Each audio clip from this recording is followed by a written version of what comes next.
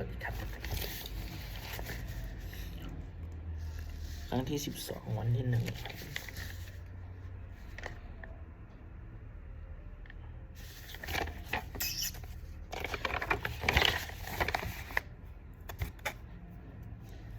วันนี้เป็นครั้งที่22ตรงกับวันที่1ธันวาคม2568ข้าพเจ้านายประสันกันธาขอเป็นวาจาสาธยายพุทธมนต์ถวายเป็นพระพุทธบูชาธรรมบูชาสังฆบูชาและเป็นอาจาริยบูชาแด่องค์พระเขาว่าปฏิเถระเจ้าองค์หลวงปู่สำเร็จรุ่นหลวงปู่บุญเดชหลวงปู่ศิลาตลอดทั้งครูบาอาจารย์ผู้เป็นเจ้าของวิชาจินดามณีขอเทพวดาเจ้าทั้งหลายโปรดจงมาอนุโมทนาสาธุในการสวดสาธยายมนต์ของข้าพเจ้านี้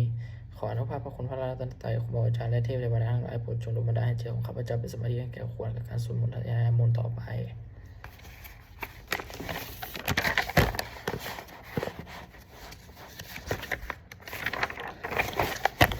สวดชุมนุมเทวดาสมันตาจักรวาเรสุอัตตราขัจจันตุเทวตาทัตตมังมุนิลาชัสสะสุนันตุสักขโมคทังสักเขกาเมจโลเปเคเลสีคลตเตจัตตาลิเควิมาเนทีเปรเทจะคาเมตะลุวนาคาเหนายเคหวัตุสมิเคเตกุมมาจยันตุเทวาชละทะละวิสเมยขัตถพัทยขัทันทัพพนาคาตันทันตาติทันตาสาติเกยังมุนีวัลจานังสัทโวเมสุนันตุธรรมสนาวกาโลอายัมพันตาธรรมสวนากาโลอายัมพันตาธรรมสนาวกาโลอายัมพันตาบทสวดสัตสวดนาสการสิทธิคาถานะโมตัสสะภะคะวะโตอะระหะโตสัมมาสัมพุทธัสสะนะโมตัสสะภะคะวะโตอะระหะโตสัมมาสัมพุทธัสสะนะโมตัสสะภะคะวะโตอะระหะโตสัมมาสัมพุทธัสสะบทสวดสัจจกิริยาคาถานาทิเมสรนังอัญญังนะโมเมนัตถิเมสรนังอัญญังพุทโธเมสรนังวะลังเอตินาสัจจวัชเชนะโสทิเมโหตุสัพพะนาทิเมสรนังอัญญังธัมโมเมสรนังวะลังเอตินาสัจจวัชเชนะโสทิเมโหตุสัพพะนาทิเมสรนังอัญญังสงโฆเมสรนังวะลังเอตินาสัจจวัชเชนะโสทิเมโหตุสัพพะโดยสวดมหากรุณิโกนาโมอิติคาคาถามหากรุณิโกนาโทอัตถายาสัพพะปณินาปุริตวาปรมีสัพพะปัตโตสัมโพธิมุตตมะเอตินาสัจจวัชเชนะมะโหตุสัพพุทธปัตตวามหากรุณิโกนาโทอิตหายะสัพพะปณินาปุริตวาปรมีสัพพะปัตโตสัมโพธิมุตตมะเอตินาสัจจวัชเชนะมะโหตุสัพพุทธปัตตวามหากรุณิโกนาโทสุขายะสัพพะปณินาปุริตวาปรมีสัพพะปัตโตสัมโพธิมุตตมะเอตินาสัจจวัชเชนะมะโหตุสัพพุทธปัตตวาโอโสสมะมหาสมสุเอวเมสุตังเอกังสังยังมะขวาสักเกสุวิหารติกาปิลวัตุสมิมหาวณีมหตาภิกขุสังเกนะสัตถิงปัจจะมะเตหิภิกขุสัตติหิสัพเพหิวะอรหันเตหิทัสสหิจะโลกาทัตโตหิเทวตาเยโภเยนะสันนิปติตาอุนติภควันตังทัสสนายะภิกขุสังคัญจะอัตตาโคจัตตุนังสุทธาวาสกายิกนังเทวนังเอตถะโมสิอะยังโคภควาสักเกสุวิหรติกปิลวัตถุสมีมหาวณีมหาตาภิกขุสังคีนะสัทถิงปัจจามัตเตหิภิกขุสันเตหิสัพเพหิวะอรหันเตหิทัสสหิจะโลกาทัตตุหิเทวตาเยโภเยนะสันนิปติตาอุนติภควันตันสัตทัสสนายะภิกขุสังฆัญจะยันนุนะมายัมปิเยนะภควาเตนุปสังกาเมยะอุปสังกมิตวาภควโตสันติเกปัจเจคาถาภาเสยมาติอาโคตาเทวตาเสยยาทัปินะมาพละวาปุริโสมัชชิตังวาพาหังปัสสาเลยะปัสสาลิตังวาพหังอสัมมิเชยะเอวะเมวะสุทธาวาสีสุทเทเวสุอันตาลหิตาภควโตโปละโตปะตุละหังสุอาโคตาเทวตาภควตังอภิวาเทตวาเอกะมันตังอัทังสุเอกะมันตังทิตาโคเอกะหิวตาภควโตสันติเกอิมังคาทังอภาสีมหาสมโยปะวัสสสมิเทวกายาสมะคตาอาคตมหาอิมังธรรมะสมยังทักขิตาเยวะอัปปราชิตตสังคันติอัตโคอัปปราเทวตาภควโตสันติเกอิมังคาทังอภาสีตละตัตตละภิกขโวสาทะหังสามะทะสังสุ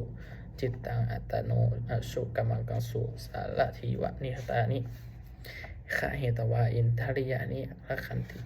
ปันทิตาติอัตโคอัปปลาเทวตาภควโตสติเกอิมังคาถาอาภาสิเชตวะคีลังเชตวะปาริสังอินทะคีลังโอหะจะมะเมชาตะเตจารันติสุทธาวิมลาจักสุมาตาสุทันตาสุสูนคติอัตโคอัปปลาเทวตาภควโตสติเกอิมังคาถาอาภาสิเยเกจิพุทธังสรณังคตาเสนะเตขะมิสันติอาปายะภูมิงปะหาสยะมนุสสังเทหังเทวกายังปาริปุริสันติติอัตโคภควาภิกขุสะมันเตสิเยภิกเยภูเยนะภิกขเวทัสสะสูโลกาธาตุสูเทวตาสันนิปติตาโหนติตถาคตานังทัสสนายะภิกขุสังฆังจเยปีเตภิกขเวอเหสงอติตะมัทธานังอรหันโตสัมมาสัมพุทธาเตสัมปิภควตานังเอตมาเอตปรมะยีวะเทวตาสันนิปติตาอเหสงเสยยะถาปิมยหังเอตาละหิเยปิเตภิกขเวภวิสันติอานาคตาธรรมัทธานังอรหันโตสัมมาสัมพุทธาเตสัมปิภควตานังเอตาละมะยีวะเทวตาสันนิปติตาภวิสันติเสยยะถาปิมยหังเอตาละหิอาจิคิสมิภิกขเวเทวกายานังนามณิกิตตะยิสมิภิกขเวเทวกายานังนามณิเทสิกสามิภิกขเวภิกขวกายานังนามณิตังสุนาถะสาธุขังมณสิกาโลทะภาสิสมิติเอวัมพันเตติโคเตภิกขุภควโตปัจจโสสุงภควาเอตถะโพจะสิโลกะมุตตสามิยัตถะกุมาตถสิตาเยสิตาคิลิคัพพลังปหัตเตตาสมหตาปุถุสหายวะลัสสะลัตลีนาโลมาหังสาพิสัมพุโนโอทตามนาสาภุสุทธาวิปัสสนะมานาวิลาภิโยปัญจสเตปัตตวาวะนิกาปิวละวัทเวตโตอมันตยิสัทธาสาวเกสสเนละเตเทวกายาอภิกันตาเตวิชนาดาภิกขโวเตจัตตาปะมะกลุงสุตวะพุทธศาสนังเตสัมปะตุละหุยานังอมนุสานะทัสสนังอเปเกสัตตะมัตคุงอัตสหัสสังอัฏฐสัตตลิงสัตตาเอเกสหัสสานังมนุสาสานะมัตคุงอเปเกนันตมัตคุงทิสาสัพพาหงหาอหุตัจจะสัพพังอภิญญาวะคิตวานาจสุมาตาโตอมันตยิสัทธาสาวเกสสนิละเทเทวกายาภิกันตาเตนิชาปัฏฐภิกขโวเยโวหังกิตยิสมิขีลาหิอนุปุพโสสัตตะสหัสสาวะยะขากุมากาลปิละวัทเวอิทิมันโตชุติมันโตวนามันโตเจสสิโนมรมานาอิภิกโมภิกนัสสมินิวตังชัสสัตหัสสาเมมะวตายะขานันตวันนิโนอิทิมันโตชุติมันโตวนามันโตเจสสิโนมรมานาอิภิกโมภิกนัสสมินิวตังสัตตาคิลาติสหัสสายะขานันตวันนิโนอิทิมันโตชุติมันโตวนามันโตเจสสิโนมรมานาอิภิกโมภิกนัสสมินิวตังอิเจเตสหัสายะขานันตวันนิโนอิทิมันโตชุติมันโตวนามันโตเจสสิโนมรมานาอิภิกโมภิกนัสสมินิวตังเวสามิตาปัจจสตายาขานาตวันนิโนอิทิมันโตจุติมันโตวนามันโตยัสสิโนมรมานาอิภิกโมภิกนังสมิติวนังกุพิโลราชคหิโกเวปุระสาวิตนิเวสานังพิโยนังสัตตสหัสสังยะขานังปยิรูปัสสติกุมพิโลราชคหิโกโสปะคาสมิติวนังปุริมัจจทิสังราชาหาตาลโทปัสสสติคันธปานาอธิปติมหาราชายสสิโสปุตบิตัสสะภาโวอิทัมมนามหาพลาอิทิมโตชุติมโตวนามโตยัสสิโนมรมานาอิภิกโมภิกนังสมิติวนังทักขินังจาทิสังราชาวิโลโหปปาสสติกุมพันธานาอธิปติมหาราชายสสิโสปุตบิตัสสะภาโวอิทัมมนามหาพลาอิทิมโตชุติมโตวนามโตยัสสิโนมรมานาอิภิกโมภิกนังสมิติวนังปัจฉิมัจจาทิสังราชาวิโลปโคปัสสสตินาคานาอธิปติมหาราชายสสิโสปุตบิตัสสะภาโวอิทัมมนามหาพลาอิทิมโตชุติมโตวนามโตยัสสิโนมุธมานาอิภิกโมภิกนังสมิติงวันนังอุตตรัญจาทิสังราชาโกเวโลตปัสสาสติยาคานาธิปติมหาราชาชาสสิโสปุตปิตสัพพะโวอิทัมมนามหาพลาอิทิมโตชุติมโตวนามโตยัสสิโนมุธมานาอิภิกโมภิกนังสมิติงวันนังปุริมาทิสังทัลลัตตโถทักขีเนนะวิโลหโกปชิเมนะวิโลปโคโกเวโลอุตตรังทิสังจัตตโลโตมหาราชาสามันตาจตุโลทิสาทัลลัตตมานาอาตังสุวานิกาภิละวัตเวเตสังมายาวิโนสัทธา ตาสาอาคูวันจานิกาสถามายากูเทนทุเวเทนทุวิหูจะวิหูโตสหจันทโนกาเมเสโทจะกินนุขันทุนิขันทุจะปานาโทโอปมัตตโยจะเทวีเทวสุโตจะมาตาลิจิตตโนติตเสโนจะขัตทัจะคันทโพนะโหราชาชะโนสะโทอาคูปัญจสิโคชิวะติมพะลูสุริยวัชสาเอเตจันเยจาราชาโนคันทภาสหราชุพิโมทัมมานาอภิกมูพิคุนังสัมติวนังอาถาคูนาภาษาธาคาเวสาลาสหัตชกากัมพาลสัตตละอาคูปายะคะสหัยติพิยามุนาทาลตถาชะอาคูนาคายาสสิโนเอราวันโนมหานาโคสุปาคสมิติวนังเยนาคาลาเชสหัสสาหัตันติทิพาทิชาปาคีวิกสุทัจจโคเวหายะสาเตวะนามัชัตปตาจิตลาสุปนาอิติเตสังมามังอภิยันตถานาคะราชานามาสิสุปันนโตเขมามากาสิพุทโธสันนาหายหิวจาหิอุปาวะหายันตานาคาสุปันนาสารนามกังสุพุทธังชิตาวชิรัตถัเถนะสัมุทังอสุราสิตาภาราตโลวาสวัสเสเตอิทิมันโตยสัสสิโนกาลกัญชามหาพิสมาอสุราธาเวคสาเวปจิตติสุจิติจะปะหาลาโทนมุจจีสหสัตตจะพระปุริตานังสัพพีเวโลจะนามากาสันในหิตวาภาลิงเสนังลาหุพันธมุปปาขมุสัมมายุธานิพันธันเตภิกขุนังสันติวะนังอาโปจะเทวาบัควิจะเตโชวาโยตถาคมุวรุณาวรุณาเทวาโสโมจยะสสาสหเมตตากรุณากายิกาอาคูเทวายะสสิโนสถิติสถากายาสัพเพนันตวันนิโนเฮมตุชุติมตุวนะมันโตยะสสิโนมุลมานาอิเวกมุงพิวนังสันติวนังเวนทิเวทุจะเทวาสหาลีจะอาสมาจะทุเวยามาจันทสุปานิสาเทวาจันทมาคูบุริคิตาสุริยภูปานิสาเทวาสุริยมาคูบุริคิตานักตานิบุริคิตวะอาคูมันทละวะลาหกาวสุนังวสโวเสโทสโกปาคาปุรินโทสาทัสเสติทัสสะกายาสเพนะนาตวันนิโนอิติมิโตชุติมิโตนะมันโตยสัสสิโนมุตมะนาอิภิกมุขนังสันติวนังอัฏฐคูสหภูเทวาชลามะกิสิขาลิวะอลิทากาจะโลชาจะอุมาปุพานิภาสิโนวโลนาสหธรรมจะอาจุตาจะอนิชกาสุเลยะลุจิลาอาคูวัสวะเนสิโนทัสติทัสสะกายาสัพเพนะนาตวันนิโนอิทิมัตโตชุติมัตโตนะมันโตยะสัสสิโนมุตมะนาอิภิกมุขนังสันติวนังสามนาหมหาสามนามนุสามนุสุตมาขิทาปะทุสิกาอาคูมโนปทุสิกาอาถาคูหะละโยทิวาเยจะโลหิตวาสิโนปะละคามหาพระคาอาคูเทวายาสสิโนทัสเตทัสสะกายาสัพเพนะนาตวันนิโนอิมิโตชุติมัตโตนะมันโตยะสัสสิโนโมทมานาภิกมุงพิวนังสัมมันติวันนังสุกากาลุมหาลุนาคูเวคนาสาสหะโอทาตาขยะหาปามุขาอาคูเทวาวิจักขานาสัทธามัตตาหาละขชานิสกาจายาสสิโนฐานะยังอาคาปะชุโนโยทิสาภาวิสติทัสสิติทัสสะกายาสัพเพนะนาตวันนิโนอิมิโตชุติมันโตนะมันโตยะสสิโนโมทมานาอิภิกมุงพิวนังสัมติวนังขิมิกาตุสิตายามาพัตตัดกาจายาสสิโนสัพไพตากาลามาเสธาโชตินามาจะอสบานิมาละละตีโนอาคูอาถาคูอนัปปะละนิมิตาทัสสิติทัสสะกายาสัพเพนะนาตวันนิโนอิมิโตชุติมันโตนะมันโตยะสสิโนโมทมานาอิภิกมุงพิวนังสัมติวนังสัพเพนิวะวิกายาสัพเพนะนาตวันนิโนนามมันวะเยนะอาคันชูเยตันยิทิสาสหปะวุฒาชตะมาคิลังโอขาตินะมานาสวังทักเขโมขาตันลังคาคังจันทังวะอาสิตาติตังสุพรมาปะละมะโตจะพุทธาอิทิมัตโตสหสันนากุมาโลติโสจะโสปาคาสมิติวนังสหัสสะพระมะโลกานังมหาพระมาพิติทติอุปปันโนชุติมันโตพิสมกายโยยัสสิโสทัส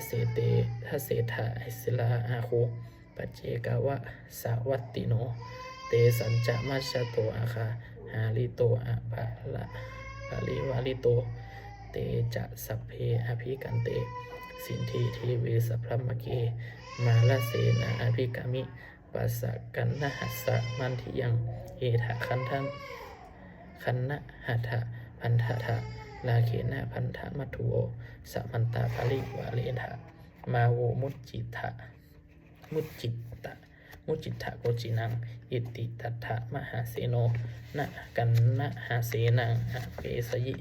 ปานินาตะละมหัจจะสะลังกัตตวานะเพวลังยะถาปะวุสโกเมโคฐานะยันโตวิชุโกสวิชุโกตถาโสปัจจุทวัตติสังกุโทอาสายังวเสตัจจะสัพพังอภิยัญญะวะคิตวานะจัสุมาตาโตอมตะยิสัทธาสาวเกสสนิรเต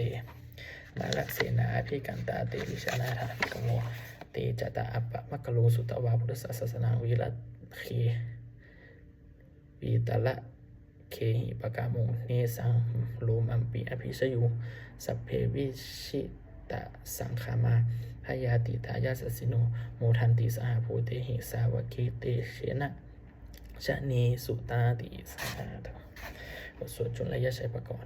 นะโมพุทโธนะโมเมพุทธเตชัสสาละตนาตยะธรรมิกาเตชะประสิทธิปัสสีเทวานาลยะปะละเมสุลาสิทธิพรหมาอิจะอินทาจะตุโลกาคัมภีรักขกาสมุทธาภูตุงขังคาจะสัพพมัชชัยยะประสิทธิภวันตุเต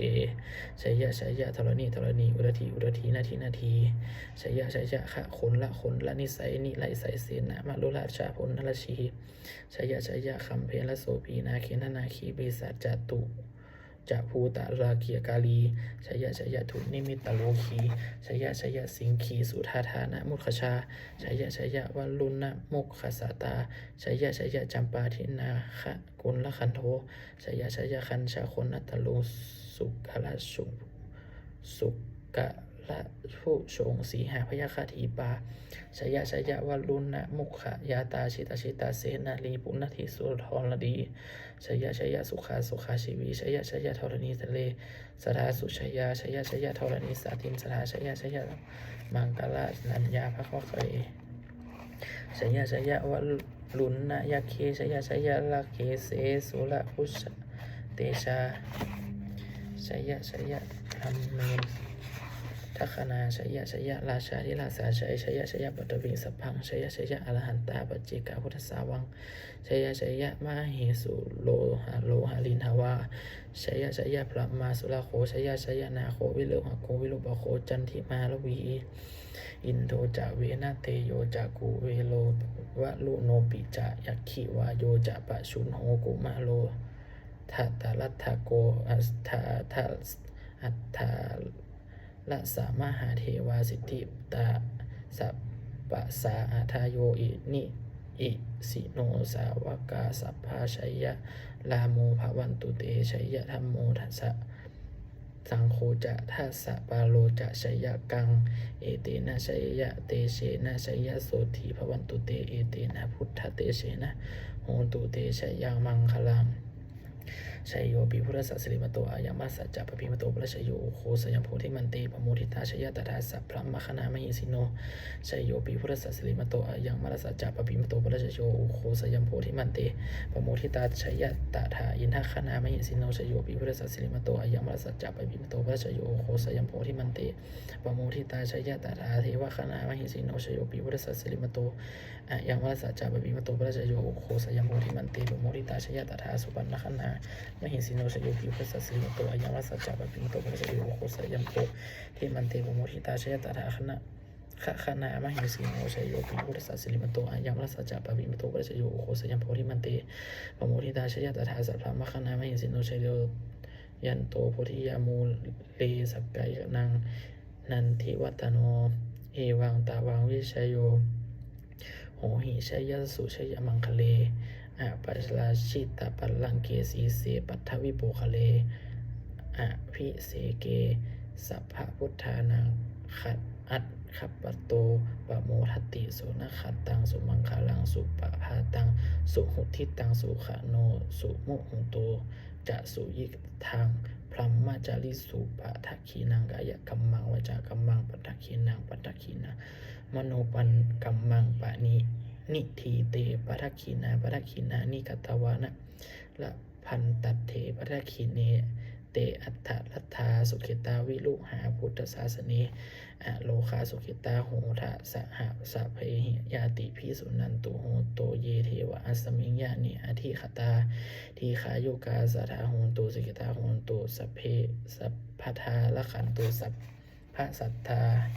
นางละขันตุชินะสะสนังกายากาจิปัฏฐานาเตสังสัพเพปุเรนตุมโนลกายุตตกาเลปวัสสันตุวสังวัสสาวะลาหกาโลคาปัจจุปัฏฐวาเตสังนิวาเลนตุจัสสัพพทากายยังสุขังจิตตสุขังอรหันตุยะถาละหังสาธุบทสวดธรรมนิยามะสุตังเอวเมสุตังเอกังสมยังวะควาสาวัตถิยังวิหารติเชตวะเน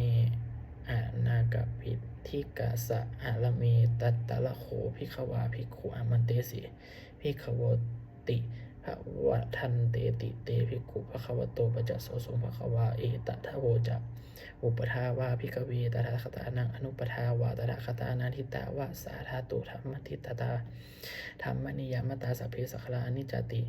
ตังอัตตถาคโตอภิสัมพุทธิติอภิสัมเมติอภิสัมพุทธิตวาอภิสัมเมตวาอาจิขันติเทสิติปัญญาเปติปทาเปติวิวลติวิวัจติยุตานิโลติสัพเพสัคลานิจติอุปทาวาภิกขเวตถาคตานังอนุปทาวาตถาคตานังทิตาวะสาธาตุธรรมทิตตาธรรมนิยามตาสัพเพสัคลาทุกติตังอัตถาคโตอภิสัมพุทธิตติอภิสัมเมติอภิธรรมพุทธิตวาอภิสัมเมตวาอาจิขันติเทสิติปัญญาเปติปทาเปติวิวลติวิวัจติอุตนีกโลติสัพเพสังขารทุกขติอุปทาวาภิกขเวตถาคตานังอนุปทาวาตถาคตานังทิตาวะสาธาตุธรรมทิตตาธรรมนิยามตาสัพเพธรรมานัตติตังตถาคโตอภิสัมพุทธิติอภิสัมเมติอภิสัมพุทธิตวาอภิสัมเมตวาอาจิขันติเทสิติปัญญาเปติปทาเปติวิวัลติวิภัชติอุตนีกโลติสัพเพธรรมานัตติอิธรรมโอจะภควาอัตตมานาเตภิกขุภควโตภาสิตังอภินาทุนติสาธุบทสวดพัทเทกัลลัตตถาทาคาอันติตังนานะวาคะเมยะนับปะทิกังเคอนาคตัง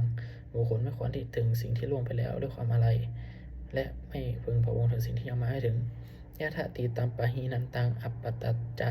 อนาคตังสิ่งที่เป็นอดีตก็ละไปแล้วสิ่งที่เป็นอนาคตก็ยังไม่มาปัจจุบันโนในจายุธรรมะตัทธวิปัสสติอสังหิลังอสังกุปังตังวิธามนุภะลูหเยผู้ใดเห็นธรรมมันเกิดขึ้นเฉพาะหน้านี้นั้นอย่างแจ่มแจ้งมันก็เห็นขอเขียนเขาควรพระคุณในการเช่นนั้นไว้อัจฉวะกิจจะมาตาปังโกชยามาละนางสุเวความเพียรเป็นกิจที่ต้องวันนี้ใครจะรู้ความตายไหมพรุ่งนี้นะหิโนสังคละเตนะมหาเสเนนะมัจจุนาเพราะการผัดเพียรต่อมัจจุราชมีเสนามาย่อมมีสำหรับเราเอวังวิหาละวิหิเอวังวิหาริมาตปิงอโหรัตนะมะตันทิตังตังเวพัทเทกาลโตติสันโตอาจิขันเตสมุนีผู้สงบย่อมกล่าวเรียกผู้ที่มีความเป็นอยู่เช่นนั้นไม่เกียจค้านคนกังวลว่าเป็นผู้อยู่แม้เพียงละติเดียวก็น่าชมบทสวดธรรมะสังเวคะปัจจเวขณะแปลสัพเพสังขาราอนิจจาสังขารคือร่างกายจิตใจและรูปนามธรรมทั้งสิ้นวันไม่เที่ยงเกิดขึ้นแล้วเดือดดับไปไม่แล้วหายไปสัพเพสังขาราทุกขาสังขารทั้งหลายจิตใจและรูปนามธรรมทั้งสิ้นมันเป็นทุกข์ทรยศเพราะเกิดขึ้นแล้วเดือดจิตใจไปสัพเพธรรมาอนัตตาสังขารทั้งหลายทั้งปวงทั้งที่เป็นสังขารและไม่ใช่สังขารทั้งหมดทั้งสิ้นไม่ใช่ตัวไม่ใช่ตนไม่ควรถูกว่าเราว่าของเราว่าตัวของเราทุกวังชีวิตต่างชีวิตเป็นของยั่งยืนทุกวังมรณะความตายเป็นของยั่งยืนวสังมายามาลิตบางอันเราจะพึงตายเป็นแน่มรณะปาริโยสานามีชีวิตตามชีวิตของเราเป็นของตายเป็นของสุดรอบชีวิตตางเมอนิยตังชีวิตของเราเป็นของไม่เที่ยงมรณะเมอนิยตังความตายของเราเป็นของเที่ยงวัฏฏะคนที่สังเวชอายังกายโยอาจิลัง ร่างกายนี้ไม่ได้ตั้งอยู่นานอาจเปตวิญญาณโนข้าพเจ้าวิญญาณชนที่ถึงเสียแล้วอาทิเสสติจากน้องทัพปฐพีซึ่งแผ่นดินกันในพลังอีวองปลุกพัดเอามันและทอนฟืนนี่ละถังหาประโยชน์ไม่ได้อนิจจาวัฏสังขาราสังขารทั้งหลายไม่เที่ยงนองอุปทาวาทวายะธรรมามิโน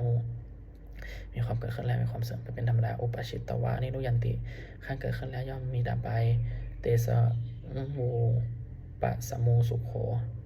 ความเข้าไปสงบระงับสังขารทั้งหลายเป็นสูงอย่างยิ่งสัพเพสัตตามัลลันติจะทั้งหลายทั้งปวงหรือกำลังตายอยู่มลิงสุลิงจะมลิสเลที่กำลังจะตายแล้วและกำลังจะตายแต่เทวะหางมลิสามิเราก็จักตายอย่างนั้นเหมือนกันอนาทีมีอัตถาสังสโยความสงสัยในความตายนี้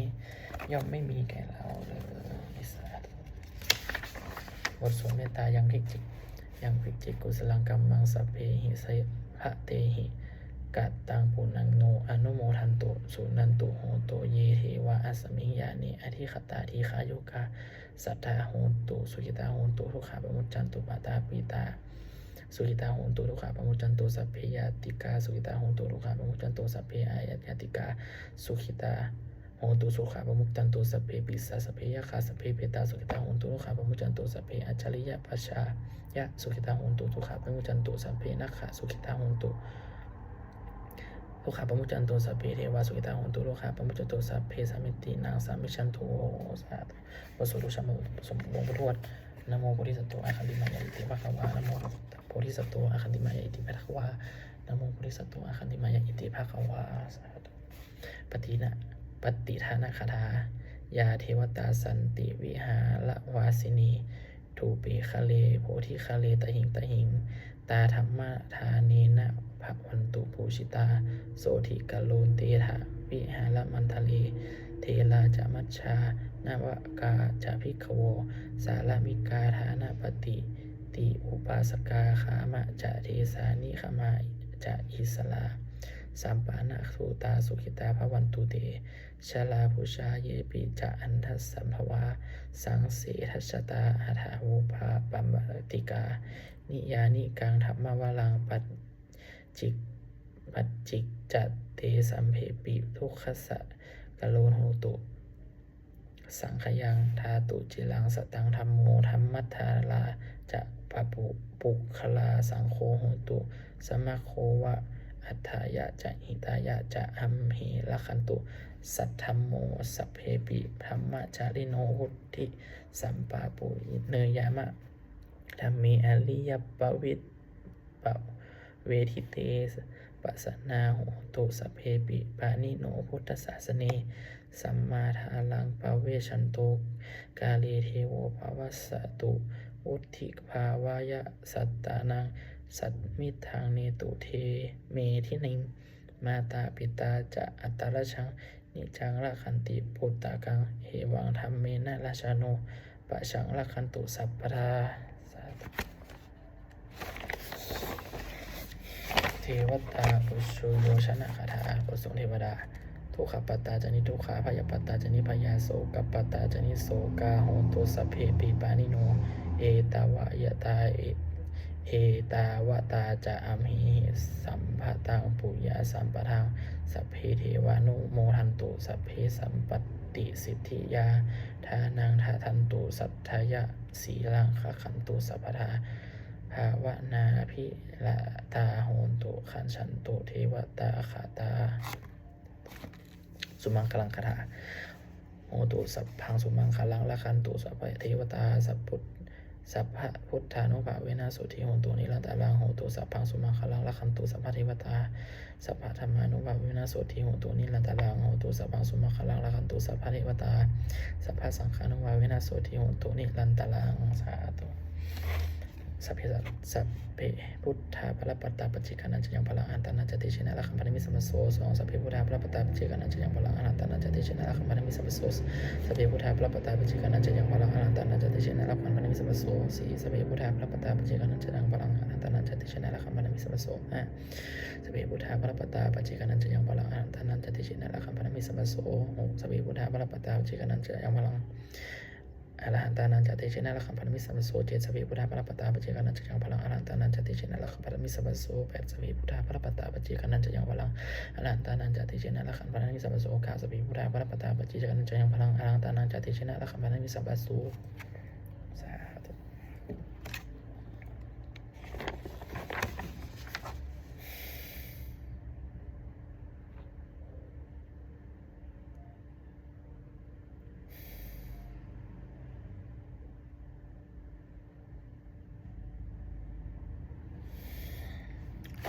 ด้วยอำนาจแห่งบุญกุศลที่ข้าพเจ้าได้สวดสาธยายพระพุทธมนต์นี้ข้าพเจ้าขอน้อมกล่าวอดีถวายเป็นพระราชกุศลแด่พระดาสมเด็จพระนางเจ้าสิริกิติ์พระบรมราชินีนาถพระบรมราชชนนีปีสู่เสด็จสู่สวรรคาลัยขอที่ทรงให้ผลบุญกุศลนี้จงเป็นสิริมงคลแก่ข้าพเจ้าและครอบครัวข้าพเจ้าให้แคล้วคลาดปลอดภัยจากทุกโศกโรคภัยอันตรายทั้งปวงให้มีแหล่งได้มั่นคงเป็นสมาชิกชอบธรรมคำว่าไม่มีอดอยากยากจนขออย่าได้มีแก่ข้าพเจ้าขอให้ข้าพเจ้าและสัมมาทิฏฐิมีสมิทธิฐิตั้งมั่นในพระคำสอนของแห่งองค์พระสมเด็จสัมมาสัมพุทธเจ้าดำรงอยู่ในความมีงานตลอดกาลอีกทั้งขอเทพเทวดาทั้งหลายได้อนุโมทนาสาธุในบุญกุศลที่นี้ในโปรดประสิทธิ์ประสาทพรน้อมส่งผลอนานุภาพให้แม่มงคลไปสู่วัตถุมิตาเราทิศเศรษฐีทั้งฝ่ายใดฝ่ายเราเราถูกวัตถุมงคลทั้งหลายทั้งปวงที่3-4อมุริที่จัดสร้างขึ้นให้เปลี่ยนด้วยพุทธานุภาพเดวานุภาพและฤทธานุภาพศักดิ์สิทธิ์อนุโมทนาเป็นสิริมงคลแก่ผู้ปกครองและผู้บูชาทุกประการเถิดและขอบุญกุศลนี้ข้าสวดมนต์ทนเนี่ยเจ้ากรรมนายเวรของข้าพเจ้าโอสีทั้งกายไม่ได้ตั้งใจไว้ดี